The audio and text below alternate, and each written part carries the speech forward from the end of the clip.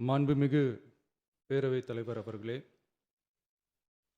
திரு C. Joseph Vijay அவர்களை முதலமைச்சராக கொண்ட அமைச்சரவை மீது இப்பேரவை தனது நம்பிக்கையை தெரிவிக்கிறது என நான் மொழிந்துள்ள அரசினர் தீர்மானத்தின் மீது அனைத்து கட்சிகளை சார்ந்த மாண்புமிகு உறுப்பினர்கள் தங்களது கருத்துக்களை தெரிவித்து தீர்மானத்தை ஆதரித்தும் எதிர்த்தும் உரையாற்றியுள்ளனர்.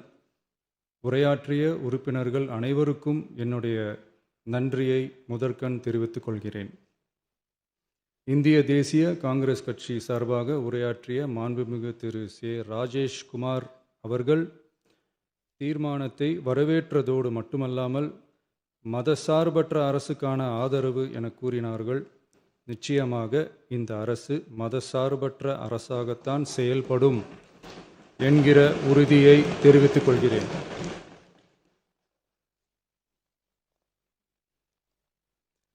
அடுத்து உரையாற்றிய இந்திய கம்யூனிஸ்ட் கட்சி மார்க்சிஸ்ட் கட்சி சார்பாக உரையாற்றிய திரு ஆர்.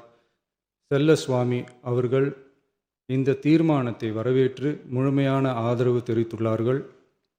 விடுதலை சிறுத்தைகள் கட்சி சார்பாக உரையாற்றிய மாண்புமிகு உறுப்பினர் திரு வன்னி அரசு அவர்கள் உரையாற்றுகையில் நம்பிக்கை வாக்கெடுப்பில் வெற்றி பெற்று இந்த அரசு 5 ஆண்டுகள் தொடரும் என நம்பிக்கை தெரிவித்தமைக்கு என்னுடைய நன்றியை தெரிவித்துக் கொள்கிறேன்.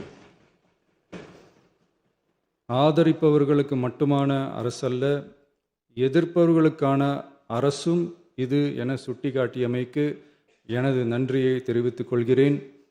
முந்தைய அரசுகளால் கொண்டு வரப்பட்ட முக்கிய மக்கள் நலத்திட்டங்கள் தொடரும் என்ற உறுதியை தெரிவித்துக் கொள்கிறேன். இந்திய யூனியன் முஸ்லீம் லீக் கட்சியின் சார்பாக உரையாற்றிய மாண்புமிகு திரு ஆமு ஷாஜகான் அவர்கள் தீர்மானத்தை வரவேற்று வரலாற்று சாதனை இந்த அரசு படைக்கும் என வாழ்த்தியுள்ளார்கள்.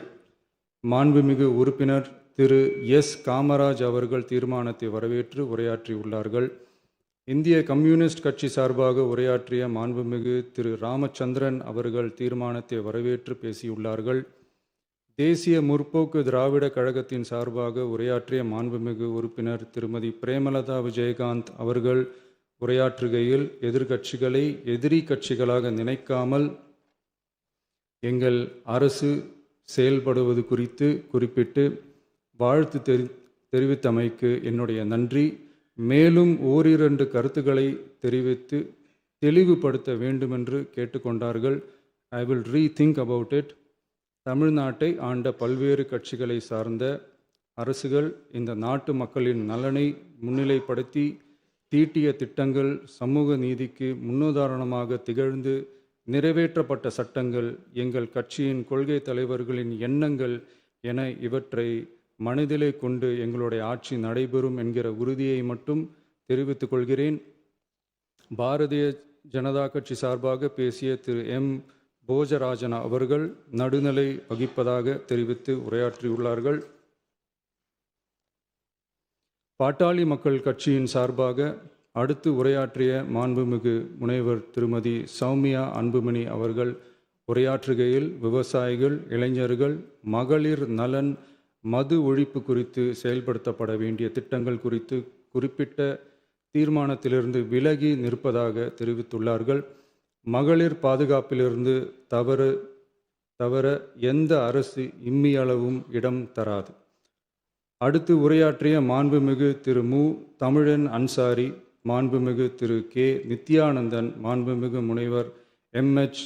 ஜவாஹிருல்லா, மாண்புமிகு திரு எடப்பாடி கே. பழனிசாமி அவர்கள் மற்றும் ஆகியோர் உரையாற்றுகையில் தீர்மானத்தை எதிர்த்து உரையாற்றியுள்ளார்கள். எதிர்க்கட்சி தலைவர் வெளிநடப்பு செய்துவிட்டார்கள். மாண்புமிகு திரு எஸ்.பி.